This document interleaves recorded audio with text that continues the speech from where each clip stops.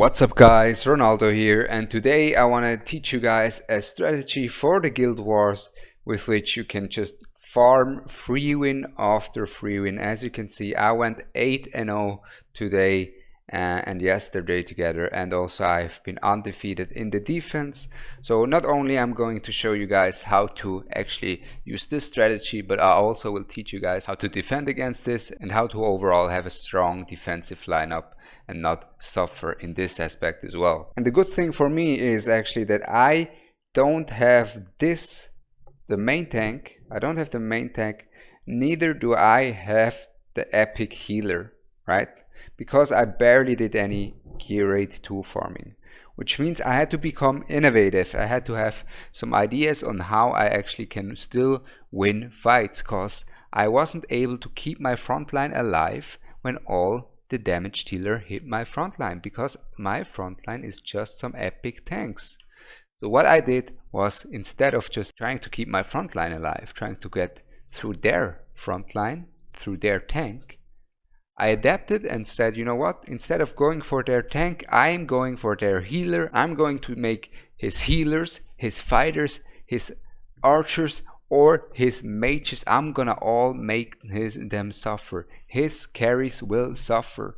I'm not gonna play a fair fight and go through the tank until I hit that fighter. I will go and play dirty if I must, and that's what I did. So first of all, I'm going to show you guys some replays of how I did it. Then we will go over your own defense and your stronghold, and I will teach you guys how to defend against such an aggressive enemy lineup of demon soldiers, and how to properly place your defenders and your units to actually be able to not get overwhelmed by any kind of attack strategies and be able to have a defense that is untouchable. And this, of course, also with some examples of my defense, why it's so good and why it's winning all the fights if someone dares to fight it.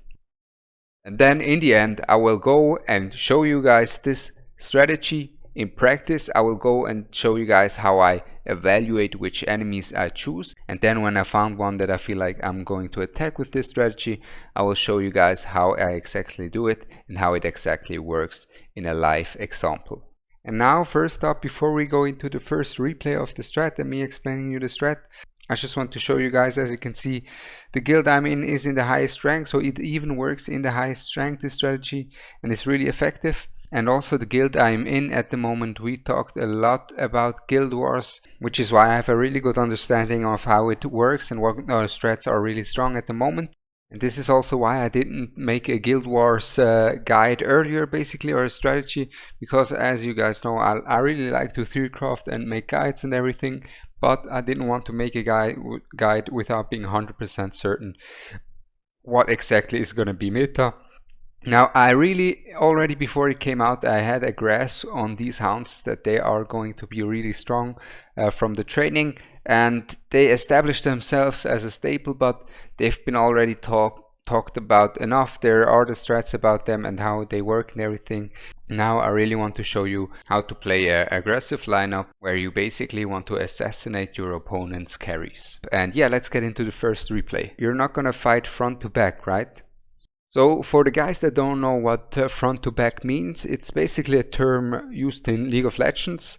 I play semi-professionally League of Legends as well, so it means that first you attack the tank and then you get to the carries, right? And the tank usually protects the carries, and therefore you have to kill the tank, put so many resources into the tank, and then later you can attack the carry.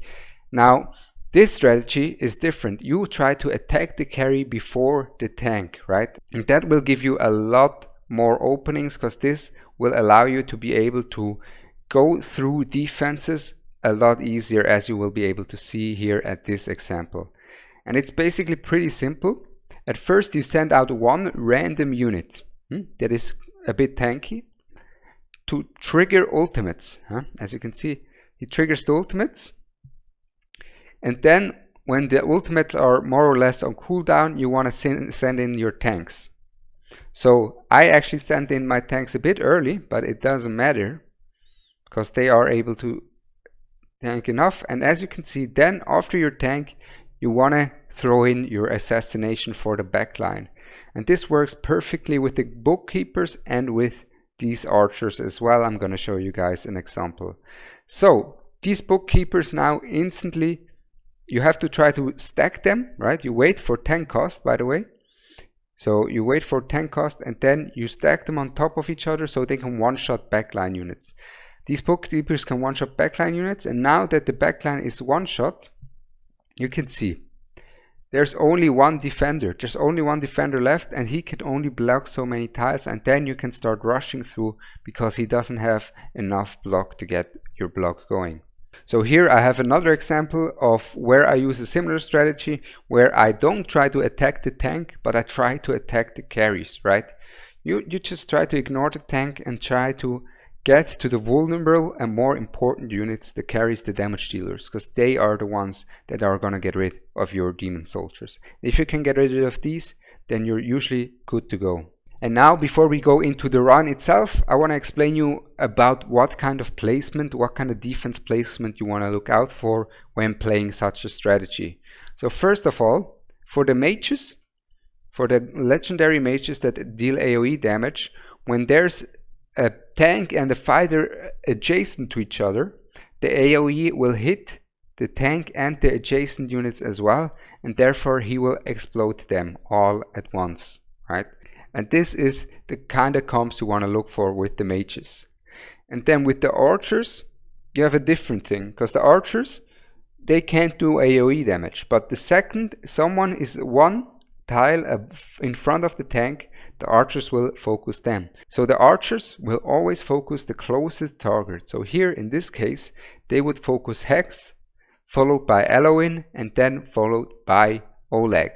And let's see how this plays out in the end, because in theory he could have had this defense so unbeatable, but because of the placement he did, it was quite easy. So I bait out his ultimates, then I use my archers here to get rid of Hex, and they kind of mistime their damage. They don't have exactly enough damage because Eloin has such insane heals, and they don't manage to kill Eloin. So for the scenario that I was hoping for was for the archers to attack the Eloin, to attack the healer, and once the healer is down, it is pretty easy to get through that. But they couldn't, but it didn't really matter here, because like I said before, this guy stacked his units on top of his tank. Therefore, the legendary mages, the bookkeepers, gain extreme amounts of value. So these bookkeepers will stack their attack, and boom, all of the DPS is gone. He attacks all the adjacent units, and now I can just get rid of everything, and it's a free win from here. And as you can see, my stronghold is pretty much full 100%, and we can go and take a look at my stronghold. I'm pretty sure it didn't really get attacked. Well, it did.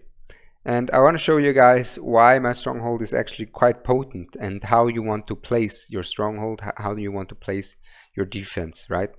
So the defenses that I have lined up are like this. Let's go and go to the deploy. Right here, just like this. So I have my tank and one tile between my tank and my fighter. Therefore, if they use some AoE, my fighter will stay untouched.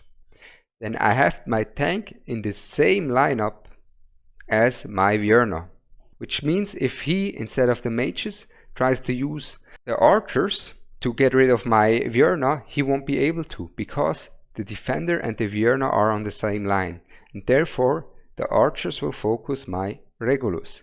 If my Vierna instead would be here, she would be in big deep trouble. And on top of it, I here also have a healer that can heal everyone, and this is usually kind of how you want to place your healer, just to heal everyone.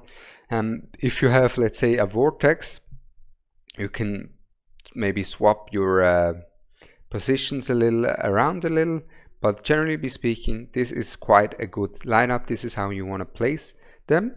But I also have a different placement, and that is with triple defense.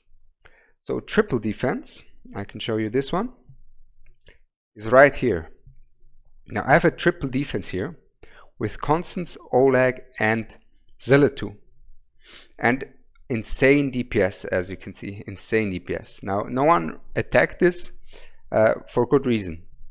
First of all, the mages are not gonna be able to do much because this is a tank that they won't be able to one-shot, and therefore she will be quite tanky, and also on top of it she will be able to heal everyone as well, so she will also be able to heal the Oleg.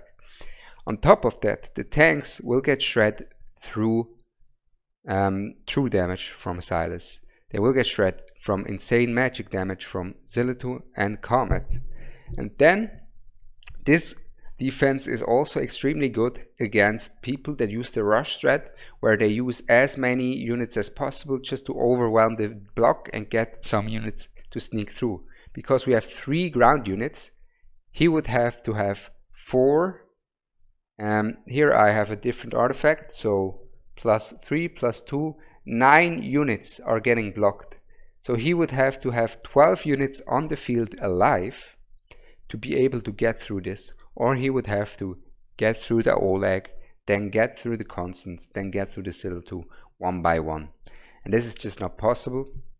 This is also a good defense that you want to take. But usually you always want your defender one step ahead.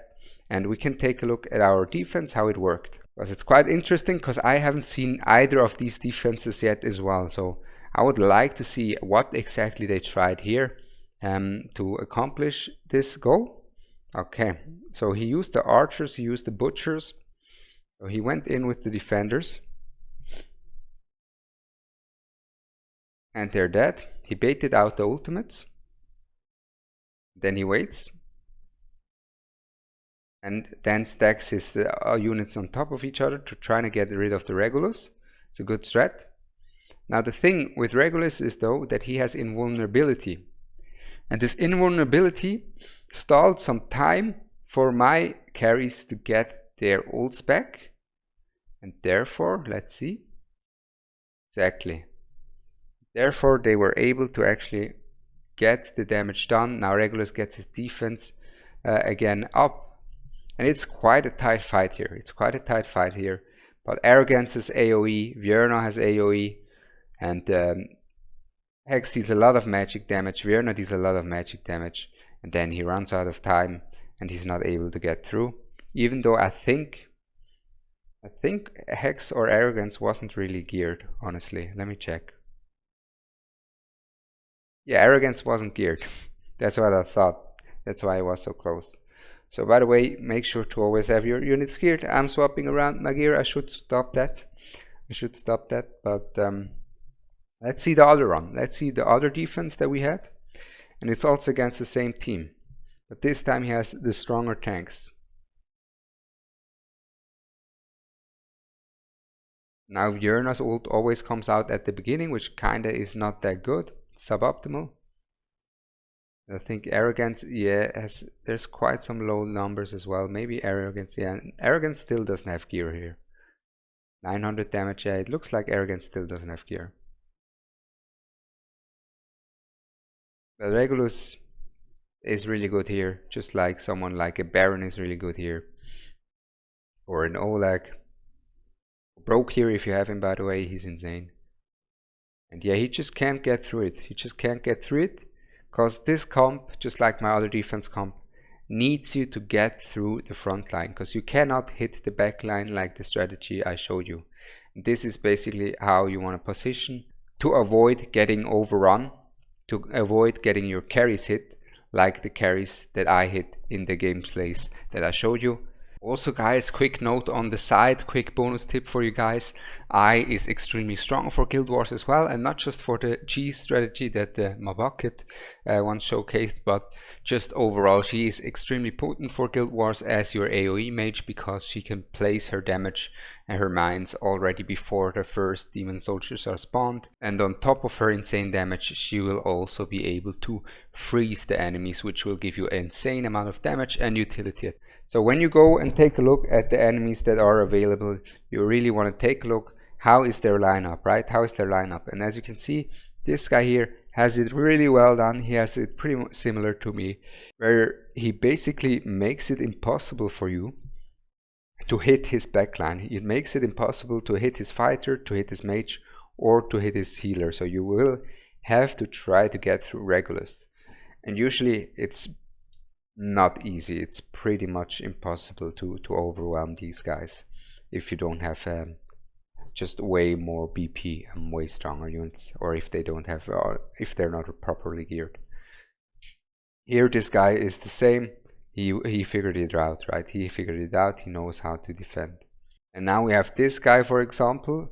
This guy has his fighter on top of his defender, and here is a chance where we can actually try to overwhelm him. Instead of using the archers, we're just going to use the mages. So we take out our archers, and now we think what can we use. So we definitely need the hounds, and we definitely need the defenders and the mages. So what else is going to be helpful? So he has some AoE damage, and he has some single target damage, but overall he doesn't have that much AoE damage other than the Twin Fiend ultimate, right? So what I'm thinking is that after I got rid of the Silitu, I want to try to overwhelm him with numbers. So we could either go for these guys, or we could go for these guys. Now what I'm going to do is take these guys, and I will tell you guys exactly why I took these guys once we go through the run. So we're gonna take these, we're gonna affiliate them. Let's see, is everyone affiliated though? So the bookkeeper is affiliated with Silitu. This guy needs an affiliation, and then we can have another unit actually. But who are we going to take? Are we going to take this guy or this guy? It doesn't really matter that much. Let's take this guy here. Let's take this guy and affiliate him with a strong unit of ours. Then I just found out that our affiliation isn't at the top. So we're gonna re-affiliate, because we don't use our archer. We're gonna affiliate these demon soldiers, so they are tankier.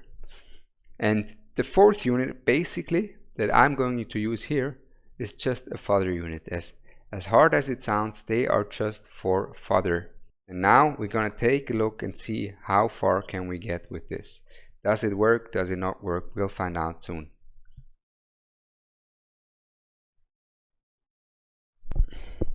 So first of all, we want to wait until 10 cost, of course. Then we want to send in our bait. So we wait. We send in our bait. He's gonna go in there. He's our sacrifice. It's gonna be our sacrifice here. He has to die. It's okay, buddy. It happens. Now he died hella quick. So I'm going to give another sacrifice, because Setram didn't ult. Now that was actually crazy. Oh, whoa. That was actually insane how much damage this guy did. And how quickly they evaporate here. And now we're gonna place our tanks.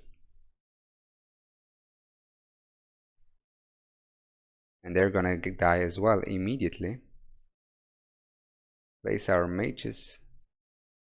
Now our mages have to perform here. They just have to. And there we go. Now we are able to actually go and get our stuff done. So what we're gonna do is wait. We're just gonna wait. You're gonna see soon. So we wait until this ultimate is out. Perfect.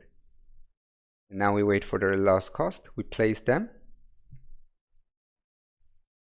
We place these guys all together, and they have to be lost, the hounds, because they're faster, right? So the hounds are faster, and the hounds will come fast and take it down. And now we got the fight.